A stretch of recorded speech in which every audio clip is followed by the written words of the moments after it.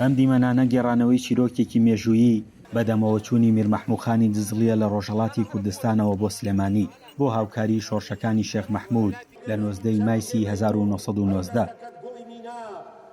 بەس ئاواتی و ئامانجی پاراستنی نیشتیمانی کورد بوو کە دەستی بێگانەی نێتە ناو کە بێگانەم سەیتر نەبێت لە ناو خاکی کوردستانە. ئاوات و ئامانجی ئەمەش ئەوەیە کەوا بتوانێت ڕێگە و ڕێچکەی ئەوان بگرینەوە. میر مەحموود خان لە ساڵی 1970 لە دزڵی لەدایک بووە، وەک کە سوکارەکەی دەڵێن لەلایەن ئێرانەوە هێرشی کراوەتە سەر و دواتر ژەهر خوارد کراوە بۆ هۆکارەوە لە گوندی هانەی خۆڵگیانی لەدەستداوە. دوای ئەوەی کە ئێران هێرشەکە بۆ سەرگوندی دزڵی پاش شەڕێکی خوێناوی قورس هێزی نابەرامبەر مەحموود خان دێ بەم دیوە کە دێت ئێرە بۆ ماوەیەک لەم دیو ئەمێنێتەوە. پاشان ئێران بە فێڵ وەفدێگەنێرێ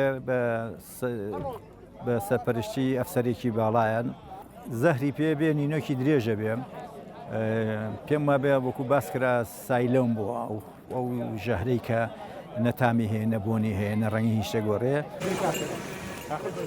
مامۆستایەکی زانکۆ دەڵێت فەرمانڕەوایەتی میرە کوردەکان هەمیشە بەترە سیر کراوە. کوشتنی مەحموود خانی دزڵیش بەو هۆکارە بووە. ئەم سەردارانە لە کۆتایی هاتنی قاجارەکان و هاتنە سەردەسەڵاتی پەهلەویەکان لەگەڵ سەرۆک عەشیرەتەکانی دیکە بۆ نمونە حەمەد ڕەشیدخانی بانە، بۆ نمونە مەحموود خانی کانیسانان، بۆ نمونە جعفەر سوڵتان، بۆ نمونە هەسەنسان، بۆ نمونە سەردار ڕەشیدی ئەردەڵان، مەحموود خانی دزڵی ئەمانە هەمووی یەکیان گرتە بوو دەست بە دەسەڵاتداریەتی مرکز لە تاراندا، بۆیە لە ناوبردنی ئەوان هێورکردنەوەی ناوچەکانی سەرسنوور بوو. شارەزایەکی مێژوو دەڵێ ئەو کەسایەتیانەی بەرجەستە بوون و ئومێدیان لێکراوە بۆ کورد هەنگاوێک بنێن هەمیشە بۆ گفتوگۆ بانکراون، بەڵام گفتوگۆکەیان بە مردن کۆتایی هاتووە.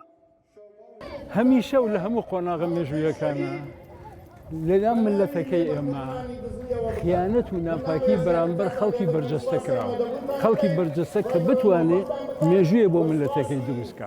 بۆ نمونە زوڵفەقارخانی گۆران وایان لێکرد دەوڵەتی عوسمانی 3 ساڵ بە شەڕ چاریان نەکرد، وایان لێکرد برازایەکی خۆی کوشتی، برازایەکی خۆی هەڵیان خەڵەتان ناپاکی کرد.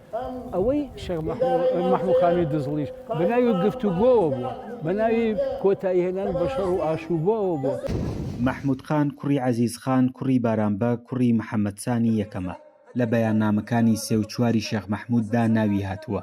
سنووری فەرمانڕەوایەتیەکەی بەشێک لە گوندەکانی ڕۆژهەڵات و باشووری کوردستان بووە. خەڵکی هەورامان بەگشتی وەک سەرکردەیەکی ڕۆحی لێی دەڕوان و ساڵانەش یادی دەکەنەوە.